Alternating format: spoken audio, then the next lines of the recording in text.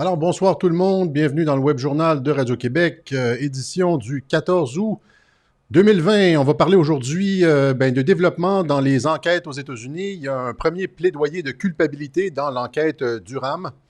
Alors, il me semble que les dominos sont alignés pour de développement plus grand. On va parler d'Anthony Fauci du CDC qui retourne peut-être sa veste, comme je l'avais dit là, et qui appuie maintenant le vote en personne. On va parler de l'Allemagne et de la Nouvelle-Zélande qui ont un peu d'avance sur nous, qui sont en train de déployer la phase 2 de la COVID, donc avec séquestration de personnes et enlèvement d'enfants, séquestration d'enfants, etc. Ça va très loin. Et finalement, on va parler de cette manif demain, les Québécois qui écrivent l'histoire demain devant les bureaux de la Sûreté du Québec. Voilà. Alors, donc c'est ça, il y a cet avocat du FBI, certain Kevin Klein-Smith, qui a plaidé coupable à des accusations d'avoir menti au FBI, modifié des informations confidentielles. Je vous fais écouter en premier lieu le président Trump qui annonce le plaidoyer de culpabilité de Klein-Smith. We have some very interesting news.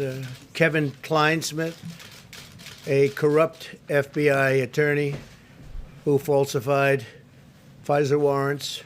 Alors, Klein-Smith qui est corrompu, qui a falsifié des mandats d'écoute électronique, comme on vous dit à Radio-Québec depuis 2 ans. In James Comey's very corrupt FBI is expected to plead guilty. You probably heard that. It just came out. Alors, on s'attend à ce qu'il plaide coupable. So that's just the beginning, I would imagine, because Et Trump dit que c'est juste le début. what happened should never happen again. So Parce que ce qui est arrivé en 2016 et en 2017 ne doit plus jamais se reproduire dans l'histoire des États-Unis. he is pleading guilty. Terrible thing. Terrible thing. Fact is, they spied on my campaign and they got caught. Le fait est qu'ils ont espionné ma campagne présidentielle et qu'ils se sont fait prendre comme dans le Watergate avec Nixon, sauf que cette fois-ci, c'est à la puissance 10, puisque c'est un président qui a non seulement, envoyé quelques agents chercher une liste de membres dans les locaux du Parti démocrate, c'est pas ça du tout. C'est qu'il a utilisé tout le pouvoir du gouvernement fédéral. Toutes les agences ont été mobilisées pour espionner et puis par la suite tenter de destituer Donald Trump en le faisant passer frauduleusement pour un agent russe, quelqu'un qui collaborait avec la Russie pour corrompre les États-Unis. Alors, qu'est-ce que Klein-Smith a fait exactement? Pourquoi donc pour quel crime Klein-Smith plaide-t-il coupable? Donc, c'est selon le rapport Horowitz. Vous vous rappelez, l'automne dernier, je vous parlais du rapport Horowitz. Je vous disais que Horowitz débroussaillait tout ça, mais que c'était pas à lui de déposer des accusations. C'était à Durham de déposer des accusations et d'enclencher le processus au criminel. Horowitz référait tout à Durham, dit « Moi, j'ai fait le tour de la cour, voici ce qu'ils ont fait, voici les faits. » On va laisser ça à Durham qui enquête sur, pas juste sur les crimes du FBI, mais sur la haute trahison. Donc, il y a Durham qui avait une perspective d'ensemble sur les crimes. Alors, Horowitz lui a référé tout ça. Et à l'époque, vous disiez, Horowitz n'a pas déposé d'accusation, il ne va rien se passer. Bien, pas vous, là, mais certaines personnes disaient ça, il ne va rien se passer. C'est fini, il n'y aura jamais d'accusation. Mais là, je disais, non, ça s'en vient. Et puis, voilà, donc Durham qui accuse Kevin Klein-Smith d'avoir modifié des courriels. Alors, il y avait un certain Carter Page qui était dans la campagne de Donald Trump, qui avait des relations avec la Russie. Là, le FBI enquêtait sur Carter Page en faisant semblant que c'était le contact de Trump avec Moscou. Et à un certain moment donné, le FBI demande à la CIA, est-ce que Carter Page est une de vos sources? Est-ce qu'il travaille pour la CIA finalement?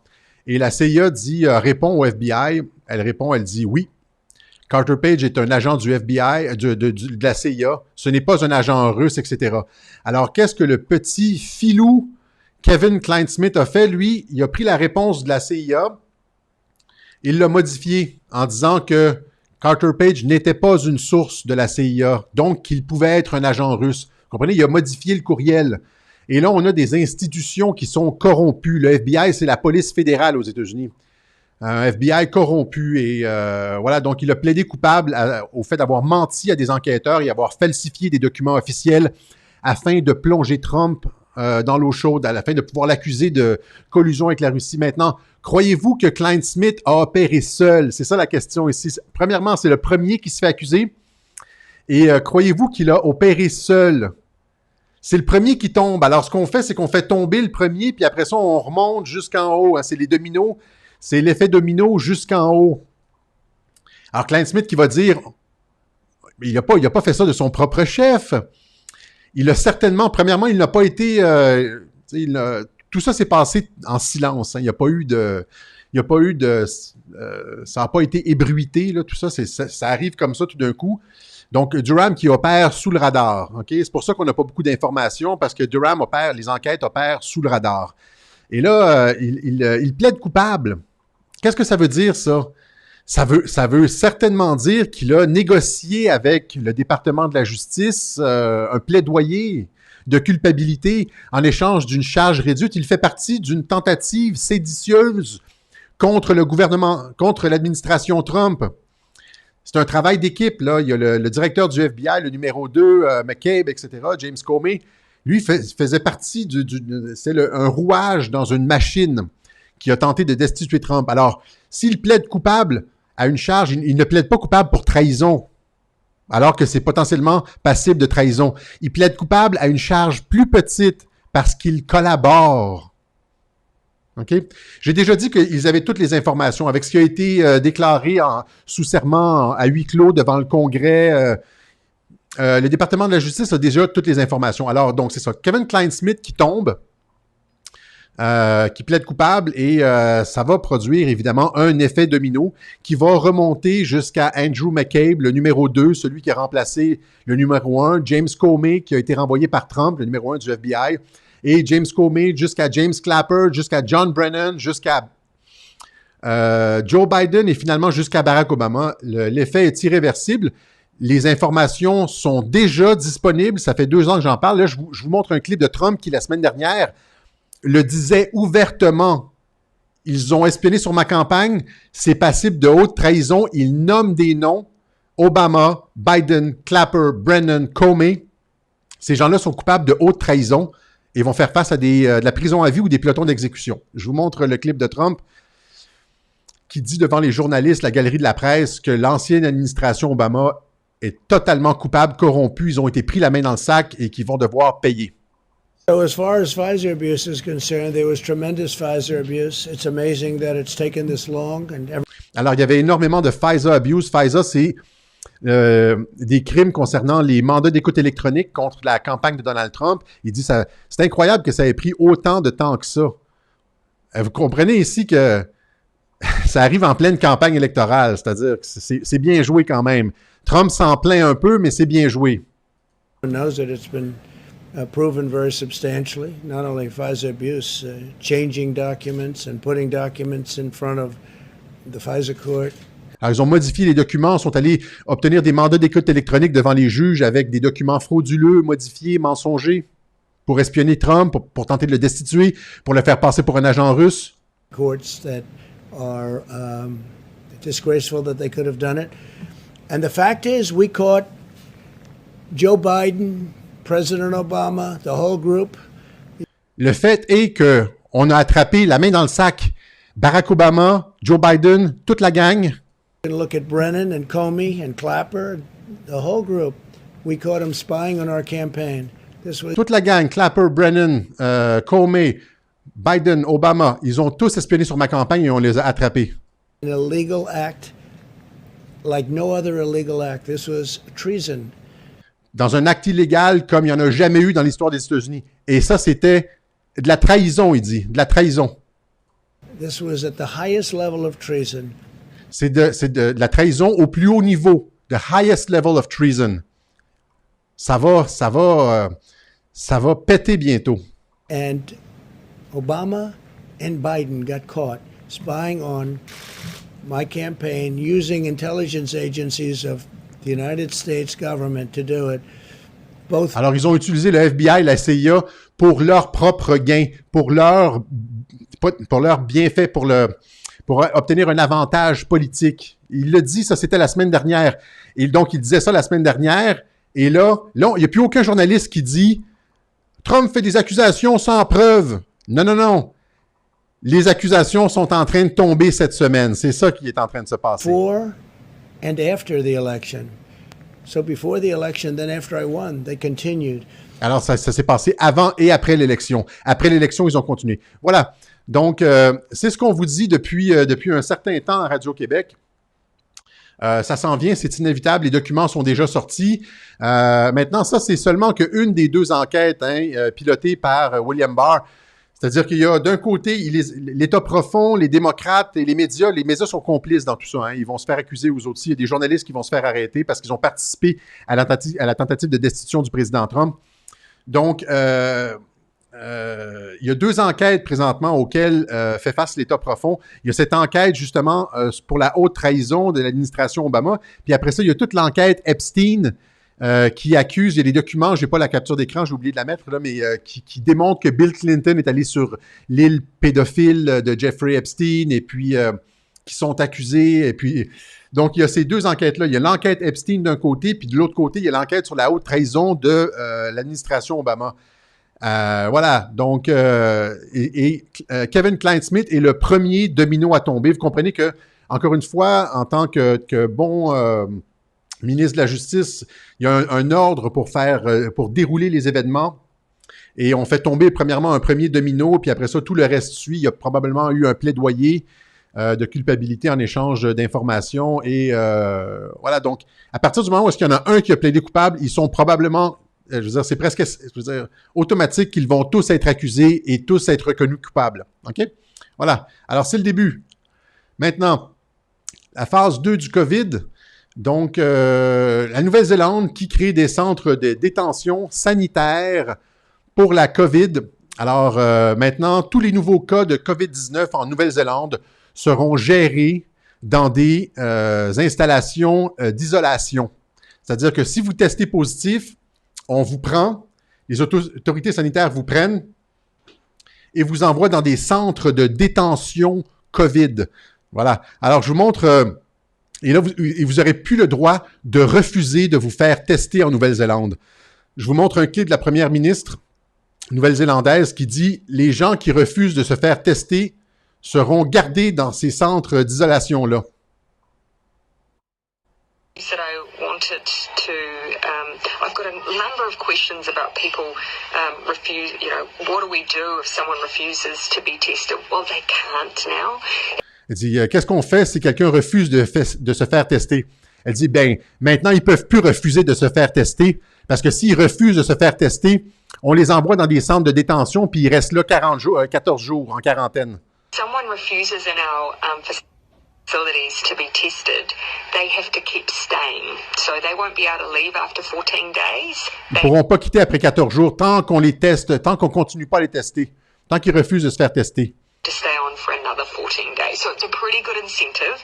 You either get your tests done and make sure you're cleared, or we will keep you in a facility longer. Alors, vous êtes mieux d'accepter de vous faire tester, sinon on vous garde dans les centres de détention COVID.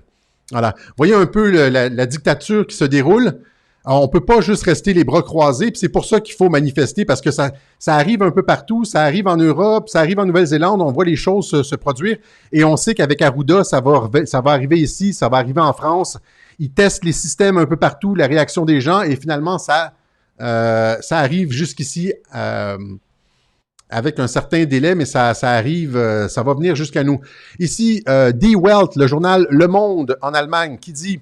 Corona Quarantine, les autorités sanitaires ont menacé de séparer les enfants dans les maisons en Allemagne. Alors, il y a une nouvelle directive en Allemagne qui dit, même si Corona est suspecté, pas juste vérifié, là, mais suspecté, les enfants doivent être isolés au sein de la famille. En cas de non-respect, le bureau a même menacé de retirer les enfants de moins de 11 ans de la famille. Ces ordres officiels font désormais sensation. Alors, si vous... Dès que, par exemple, s'il y a comme dans une classe à l'école, s'il y a un enfant, un des collègues, un des petits amis de votre enfant qui a été COVID, votre enfant est automatiquement suspecté COVID.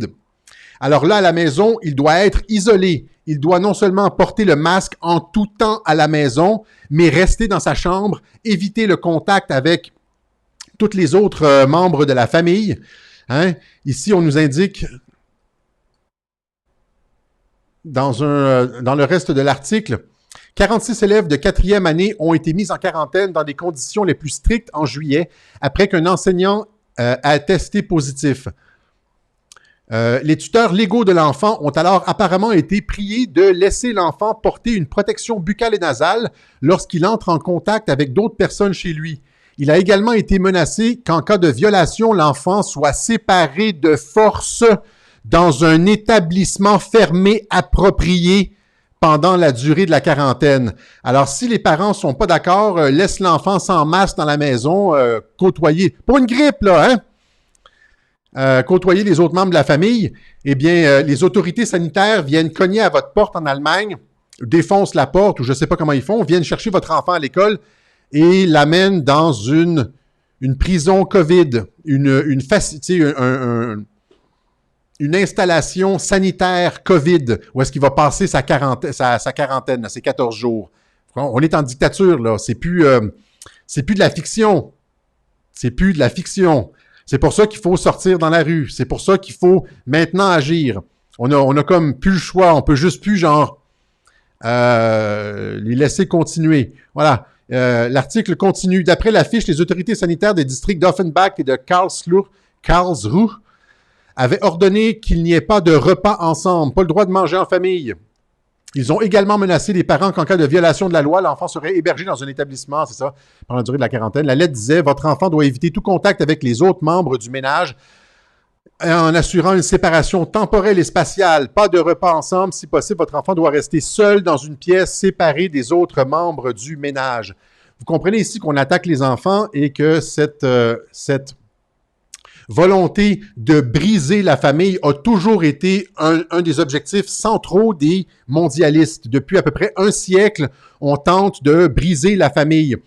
Et là, je suis vraiment triste parce que j'avais j'avais téléchargé une vidéo d'une adaptation cinématographique du livre d'Arthur C. Clarke qui s'appelle Childhood's End, ou en français, Les enfants d'Icare.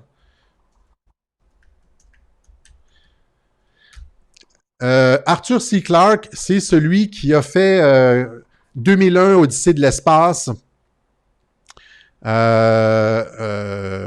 Entre autres, il y en a quelques-uns. Ça ici, le voilà. Donc, Arthur C. Clarke, Les enfants d'Icare. Et dans ce livre, dans ce vidéo, ce qu'on voit, c'est des créatures démoniaques comme ça qui arrivent en vaisseau spatial dire à l'humanité essentiellement que c'est la fin.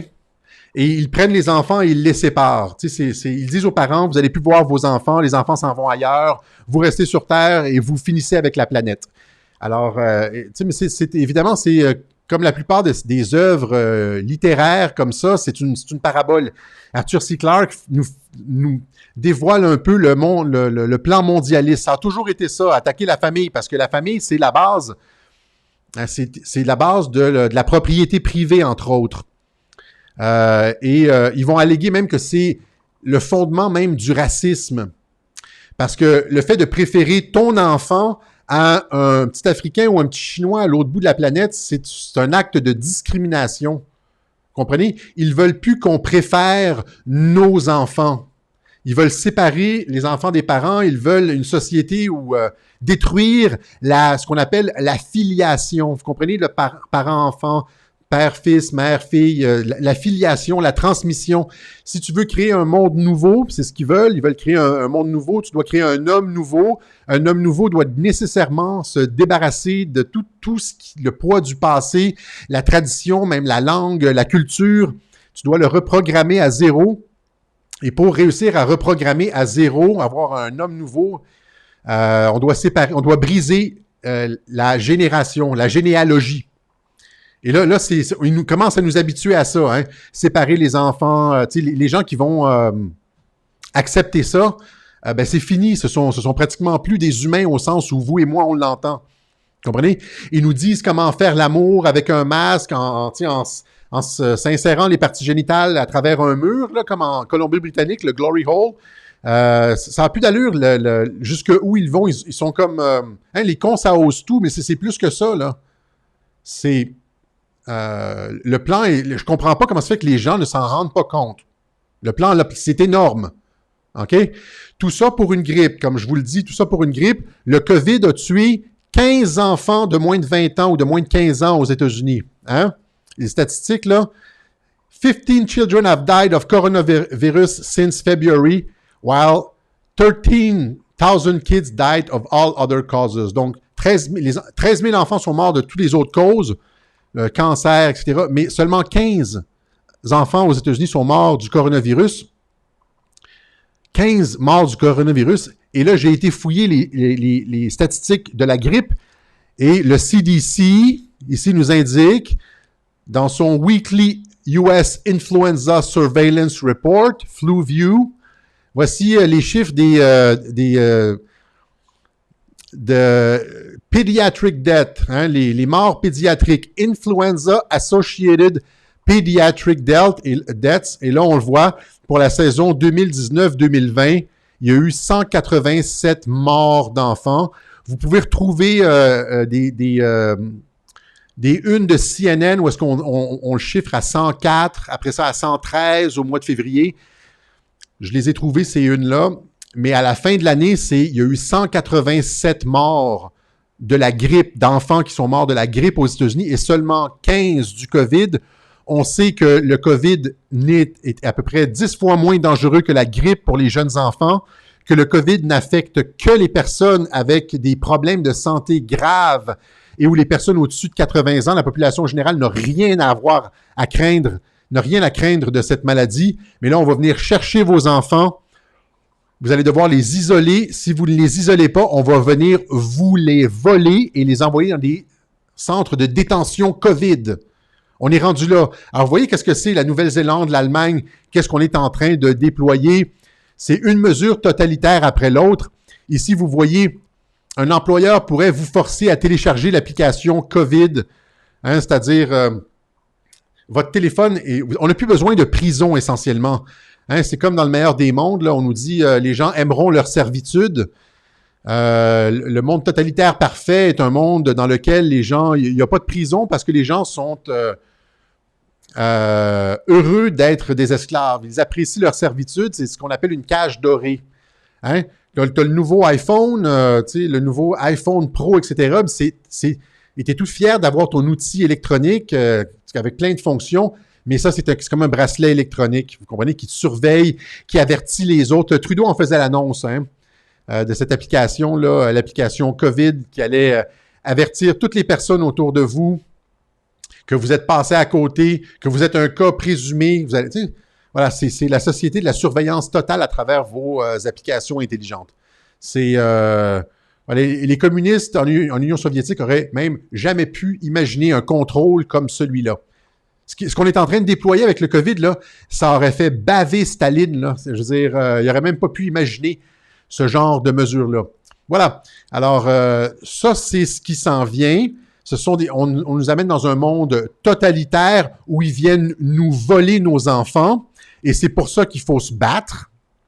C'est pour ça qu'il va falloir réfléchir à c'est quoi la stratégie lors de la rentrée scolaire. Est-ce qu'on envoie nos enfants à l'école? Moi, je vais vous dire tout de suite que je vais aller à l'école lors de la première journée et que je vais dire à l'école de mon fils qu'ils n'ont pas le consentement pour un vaccin, ils n'ont pas mon consentement pour le tester COVID, ils n'ont pas mon consentement pour un certain nombre de choses comme ça. On va articuler ça un petit peu plus précisément la semaine prochaine, mais il va falloir que vous vous déplaciez à l'école et que vous mettiez en demeure les autorités scolaires leur demandant de ne pas toucher, non pas leur demandant, les sommant de ne pas toucher à vos enfants.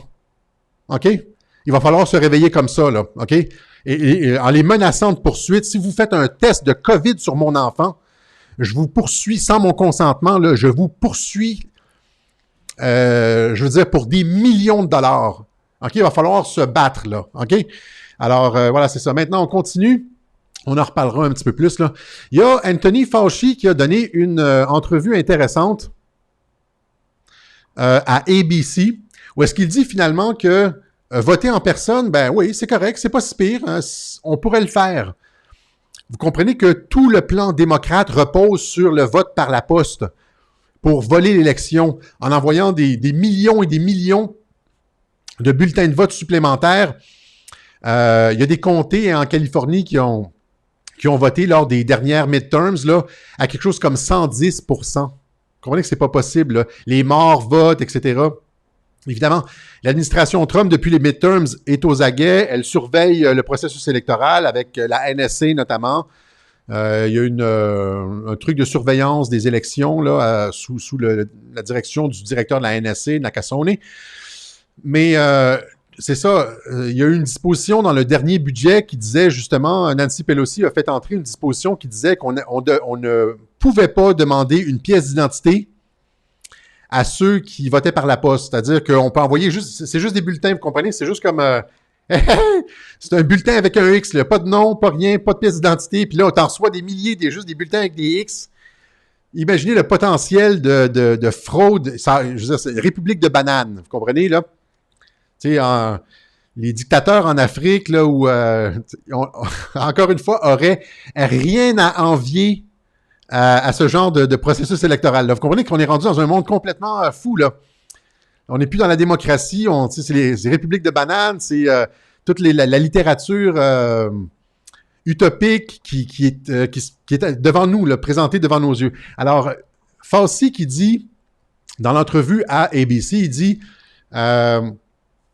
I think if carefully done, according to the guidelines, there's no reason that I can see why that not be the case. OK? Donc, qu'on pourrait pas faire justement un vote en personne. Il voit pas comment on pourrait éviter de faire un vote en personne si on suit toutes les règles. Tu sais, comme la distanciation sociale, les bureaux de vote avec des petits X à toutes les 2 mètres, puis tout ça, puis tout le monde porte son masque, puis... Mais là, il vient de faire faux bond à l'État profond, parce que l'État profond, toute la stratégie de l'État profond repose sur cette fraude électorale-là et sur Michelle Obama. Alors, tu sais, il dit, par exemple, vous savez, quand vous allez à l'épicerie, dans plusieurs villes, dans plusieurs régions, si vous faites ça correctement, vous suivez les petits X sur le plancher, tout ça, il n'y a pas de problème. Alors, on peut faire la même chose avec le processus électoral. On peut faire exactement la même chose. Maintenant, vous m'aviez posé la question, comment ça se fait que Trump ne se débarrasse pas d'Anthony Fauci? Anthony Fauci qui torpillait la chloroquine, qui contredisait Trump, qui le faisait passer pour un fou. Vous m'avez demandé pourquoi il ne se débarrasse pas de Fauci? Qu'est-ce que je vous avais répondu à ce moment-là? Est-ce que quelqu'un se rappelle, c'était quoi ma réponse?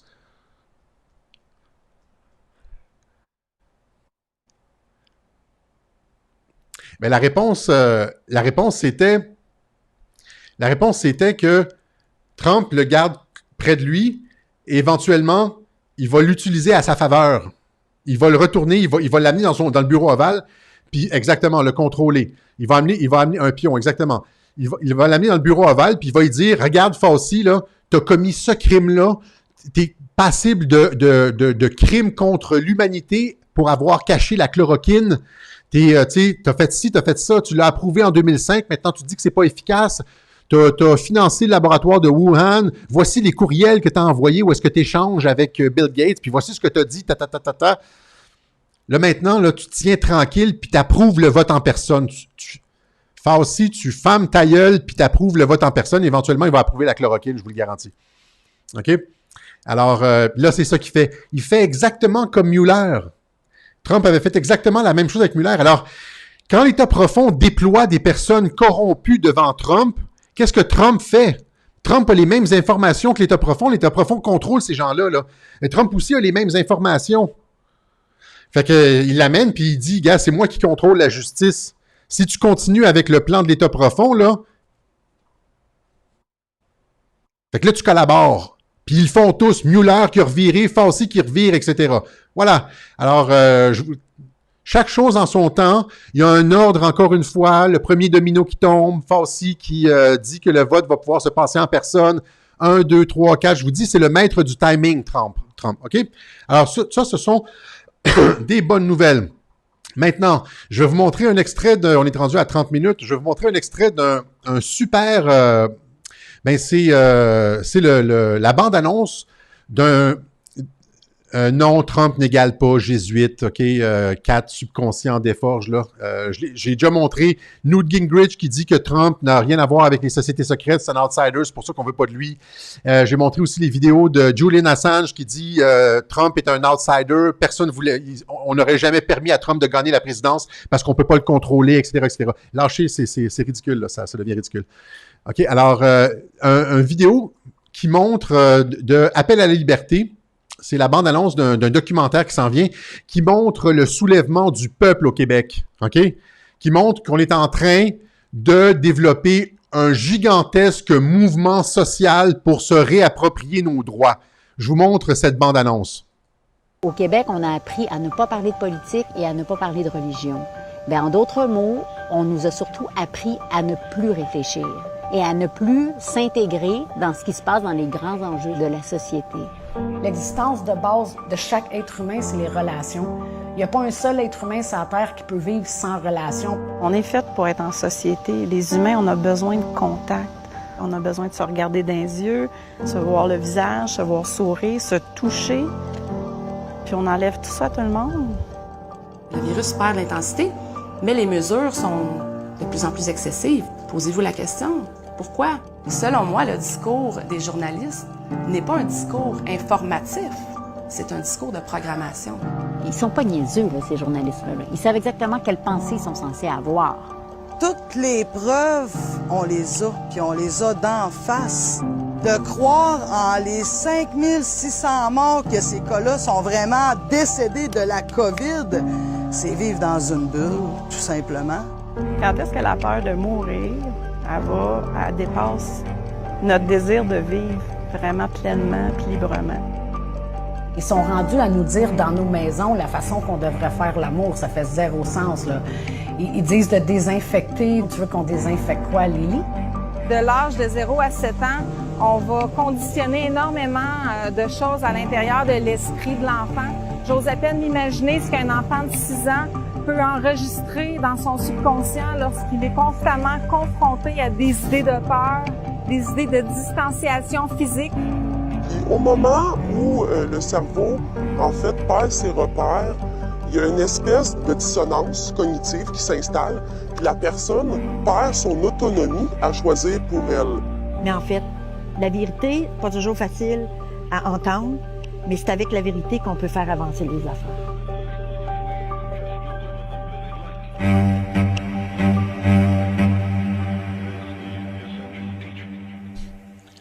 Alors, bravo, Appel à la liberté pour ce documentaire qui va sortir. Vous comprenez qu'on a énormément de momentum depuis la manifestation samedi dernier à Montréal. Les autorités attendaient peut-être un 5-7 000, mais là, vous avez vu la mer, le torrent de personnes qui se sont déployées au centre-ville. La troisième plus grosse manifestation des 15 dernières années à Montréal, au Québec. Et là, ça fait peur. Là, ça a fait peur aux autorités. Ça a fait un boom. Et là, ils déploient tous les agents sur le terrain pour essayer de torpiller ce mouvement d'émancipation du peuple, ce mouvement de liberté. Nos ancêtres se sont battus, eux aussi, pour la liberté. Et là, c'est au tour de notre génération de se battre pour nos droits, pour la liberté. C'est important de ne pas laisser tomber à partir de maintenant. Voilà.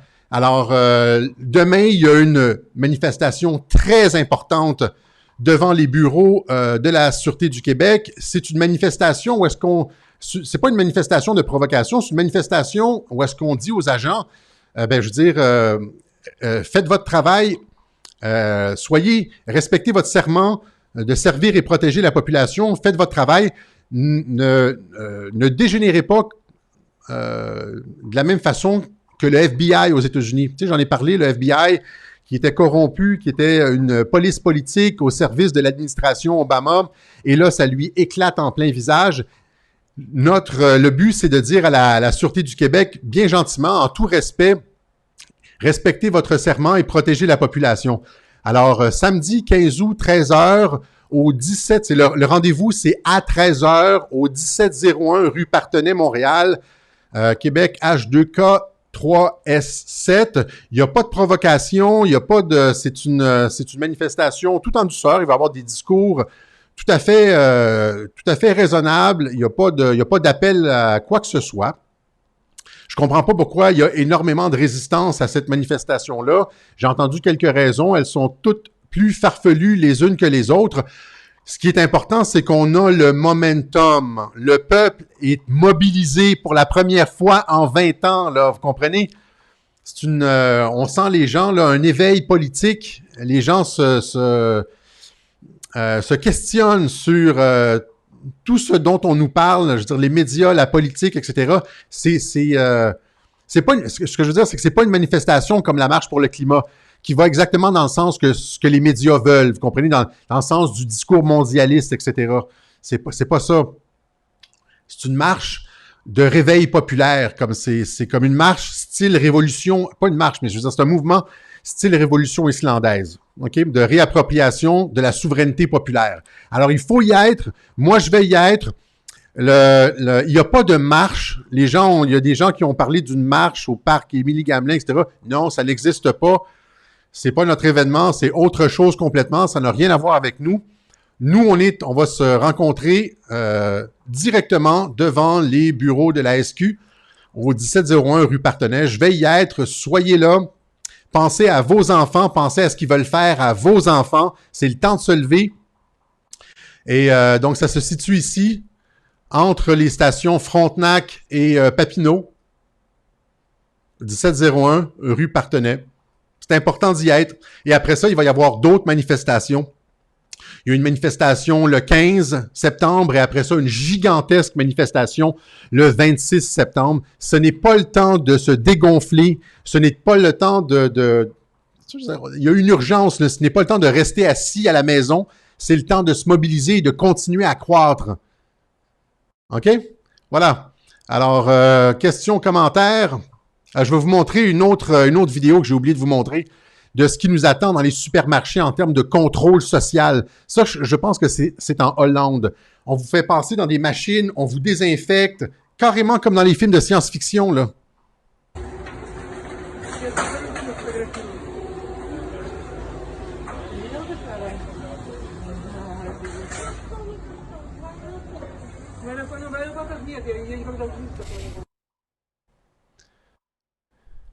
Voilà. Alors, moi, je suis déçu. Il y a des gens qui tentent de diviser le mouvement, de nous affaiblir. C'est extrêmement décevant. Nous autres, on regarde par l'avant, on reste positif, on est branché sur l'enthousiasme. Et là, vous devez penser qui met des bâtons dans les roues, qui cherche la division. C'est certainement pas nous qui avons parti le mouvement. Voilà. Alors, questions, commentaires.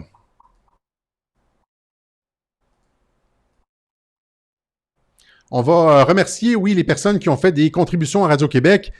Merci beaucoup, donc, à tous ceux qui ont fait des contributions à Radio-Québec. Merci beaucoup. Ça nous permet de continuer à opérer, à faire des recherches et de maintenir cette belle aventure qu'est Radio-Québec. Ça nous permet aussi de faire un peu de trajet. On va se rendre la fin de semaine prochaine, on va se rendre à Chicoutimi, on va se rendre aussi à Québec. Il y a une autre manifestation à Québec organisée par José Turmel, je vais en parler la semaine prochaine, qui prépare justement la rentrée pour les enfants à l'école, donc avec des spécialistes qui vont parler de l'effet que ça cause, les masques sur les enfants et tout ça. Donc, c'est le début de la mobilisation. Nous autres, on va se promener. J'ai dit que j'allais me promener parce que c'est important d'appuyer tous ces Québécois et ces Québécoises qui se lèvent pour défendre notre intégrité en tant que peuple. Alors, je ne pourrais pas, personnellement, là, je ne pourrais pas juste dire aux gens, sortez dans la rue, manifestez, il faut déchirer notre chemise, il faut, tu sais, ça n'a pas d'allure, tout ça, et moi-même rester dans mon studio, assis sur mes fesses à parler. Alors, je mets, comment on dit ça? Il faut que les bottines suivent les babines, comme on dit au Québec, right? Alors, je vais faire comme vous, je vais me pointer dans les manifestations, puis je vais vous encourager, on va faire ça ensemble, OK? Voilà. Alors, questions, commentaires. Donc, oui, c'est ça, ceux qui veulent faire des contributions au Web Journal de Radio-Québec, Là, je n'ai pas l'adresse postale. De mémoire, je ne me rappelle plus. Donc, sur PayPal, paypal.me/Alexis Cossette. Par virement Interac, alexiscossettetrudel1@gmail.com avec le mot de passe Alexis. Essayez pas quelque chose de fancy. Si le mot de passe, c'est par exemple juste le mot Québec. Le mot Québec, c'est... il y a tellement de possibilités qu'on échoue. J'échoue tout le temps. Les gens, radio, trait d'union, Québec, ça peut être tout en minuscule, tout en majuscule, juste une majuscule, pas de majuscule, un accent, pas d'accent, etc. Et finalement, ça marche pas et puis on perd des opportunités. Alors, gardez ça à Alexis si vous faites des contributions. Merci beaucoup. Il y a des gens qui nous envoient aussi des trucs. Carl m'a envoyé un petit...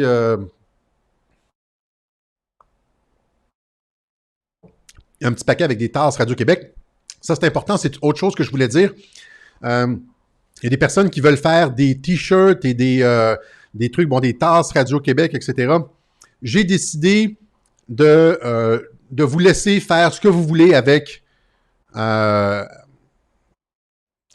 C'est-à-dire, les gens qui veulent imprimer des logos, je donne ça au peuple. Comprenez?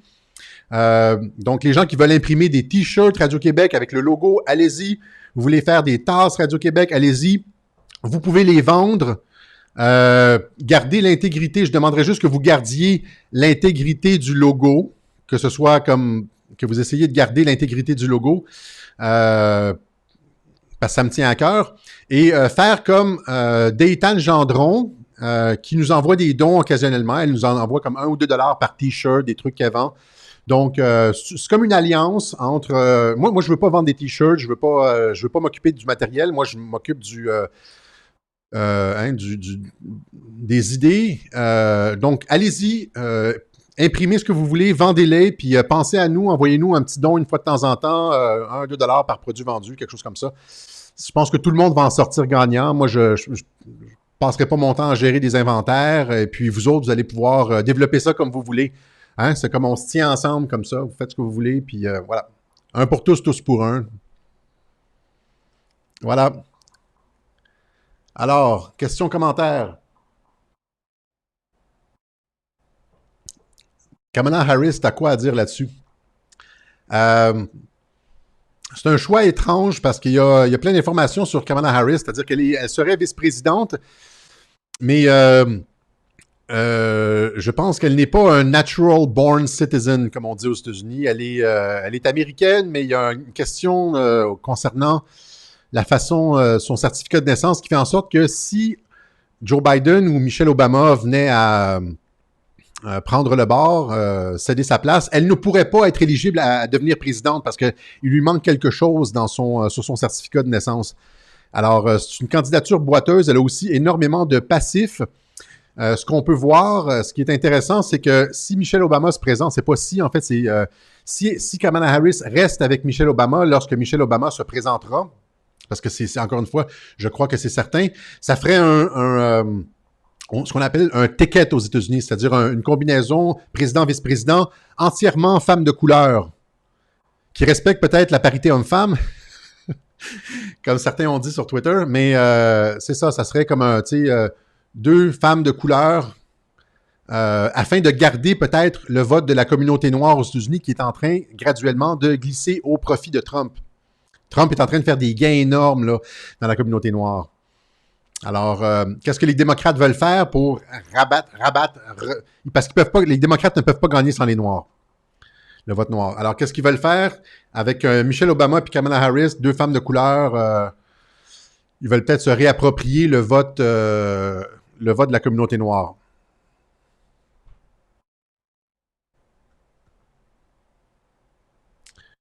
Quoi d'autre? La semaine prochaine, j'en parlerai de la rentrée scolaire. Je pense que moi, je vous ai dit un petit peu ce que j'allais faire, mais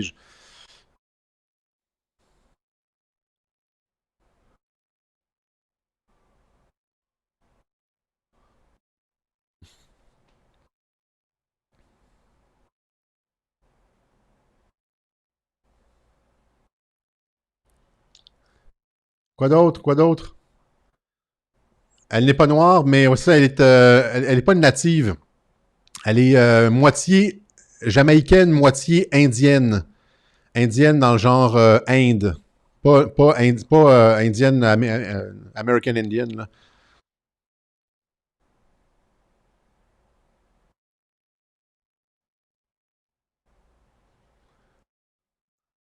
Quoi d'autre? Quoi d'autre? Parents indiens et jamaïcains, exact, voilà. Big Mac bientôt, c'est sûr. Moi, en septembre, moi je dis que c'est en septembre, là, Michelle Obama. Ils peuvent pas y aller avec Biden, le gars a des problèmes cognitifs sévères.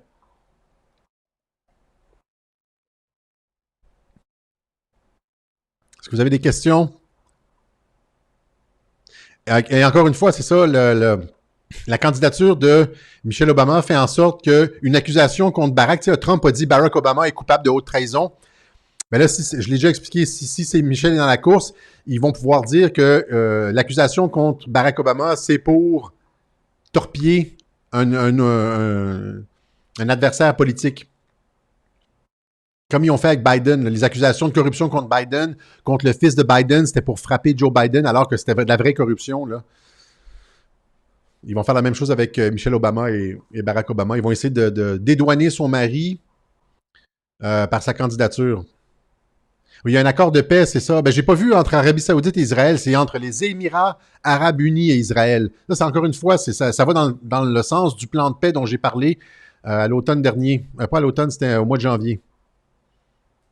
On s'en va vers la paix sur Terre avec Trump. Je l'ai déjà expliqué, là.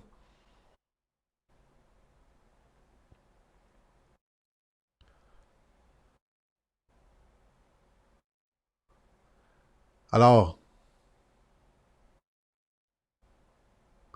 quoi d'autre, quoi d'autre? On est rendu à combien? 46, c'était plus court que d'habitude, hein? Qu'est-ce qui se passe? J'ai été super succinct. On va aller voir sur...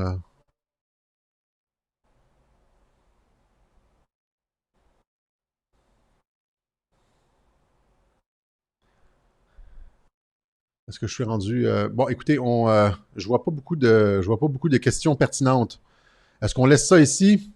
Ouais. Vaccin russe, j'en ai parlé. Les Russes ont été le premier à développer un vaccin contre la COVID.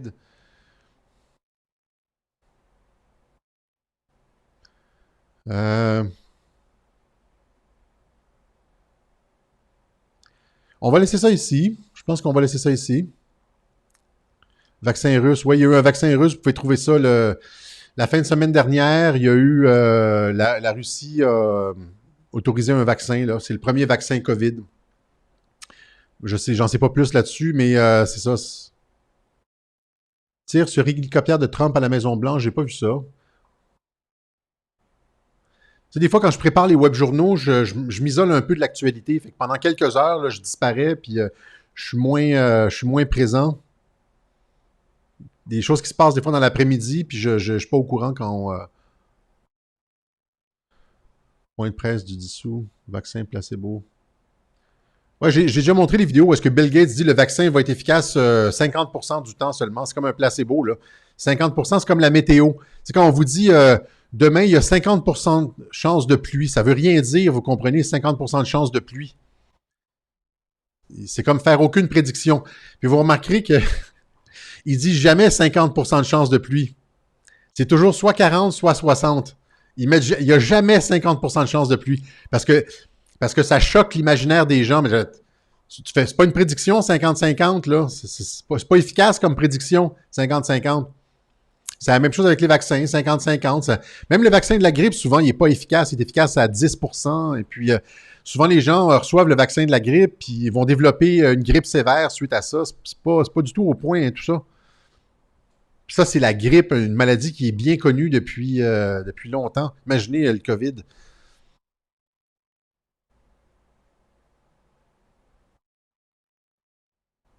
Alors, on va se laisser là-dessus. Je vous invite encore une fois demain à 13h devant les locaux de la Sûreté du Québec. On a déjà parlé avec les policiers. On n'est pas dans un mode conflictuel. On a déjà des contacts dans la police. Ils savent qu'on s'en vienne. On s'en va pas faire de la casse, rien. On est déjà en contact avec eux. Ils vont être prêts. On n'est pas, on s'en vient pas casser la baraque là, du tout. OK? Mais c'est important de dire qu'on veut être protégé. Et on va faire ça demain, OK? On va faire ça tous ensemble. Je souhaite de vous voir demain à la manif en grand nombre. Et puis d'ici là, portez-vous bien tout le monde. À la prochaine.